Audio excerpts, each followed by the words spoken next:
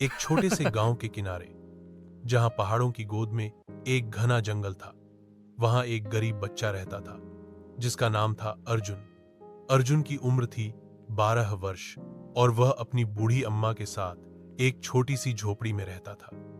उनका गुजारा जंगल से लकड़ियां और फल सब्जियां बेचकर चलता था। पर अर्जुन के लिए जंगल सिर्फ रोजी रोटी का साधन नहीं था, वह जंगल उसका सच्चा दोस्त था।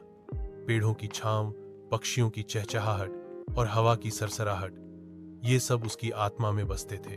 एक दिन गांव में खबर फैली कि शहर का एक बड़ा व्यापारी उस जंगल को काटकर वहां एक बड़ी फैक्ट्री बनवाने वाला है। गांव वालों को इससे ज्यादा फर्क नहीं पड़ा।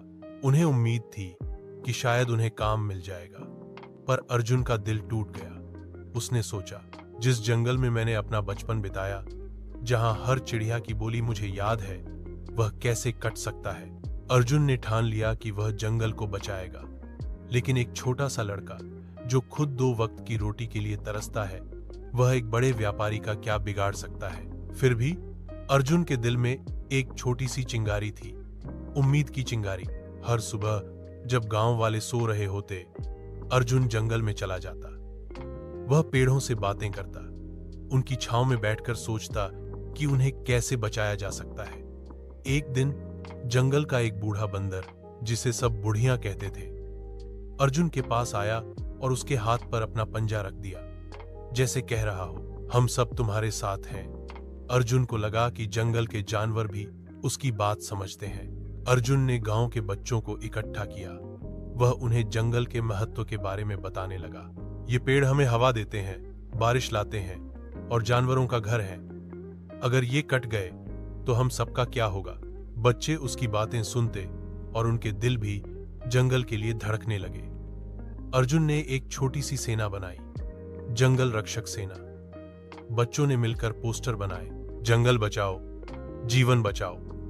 उन्होंने गांव के हर घर में ये पोस्टर लगाए। अर्जुन ने बुजुर्गों से भी बात की, उन्हें समझाया कि जंगल के बिना गांव सूना हो जाएगा। धीरे धीरे गांव वाले भी अर्जुन के साथ जुड़ने लगे। जब व्यापारी अपने बुलडोजर लेकर जंगल के पास पहुंचा, तो उसने देखा कि सैकड़ों लोग, बच्चे, बूढ़े, जवान, सब जंगल के सामने खड़े हैं, हाथ में हाथ मिलाए। अर्जुन सबसे आगे था। उसके छोटे से चेहरे पर अजीब सी हिम्मत थी। व्यापारी गुस्से से बोला, ये क्या तमाशा है? हटो, मुझे काम करने दो। अर्जुन ने शांत स्वर में कहा, यह जंगल हमारा घर है, हमारे जानवरों का घर है, आप इसे नहीं काट सकते। व्यापारी हौंसने लगा, पर जब उसने गांव वालों का समर्थन देखा, उसका गुस्सा ठंडा पड़ गया। गांव के प्रधान ने भी व्यापारी को समझाया, हम आपकी फैक्ट्री के खिलाफ नहीं हैं, पर यह जंगल हमारी जान है, कृपया इसे छोड़ दीजिए। अर्जुन की हिम्मत और गांव वालों के साथ ने व्यापारी को झुका दिया। उसने वादा किया कि वह फैक्ट्री जंगल के बजाय किसी और जगह बनाएगा। गांव में खुशी की लहर दौड़ गई। अर्जुन के छोटे से दिल ने एक बड़ा काम कर दिखाया। उस दिन के बाद अर्जुन को गांव में जंगल का रक्षक कहा जाने लगा।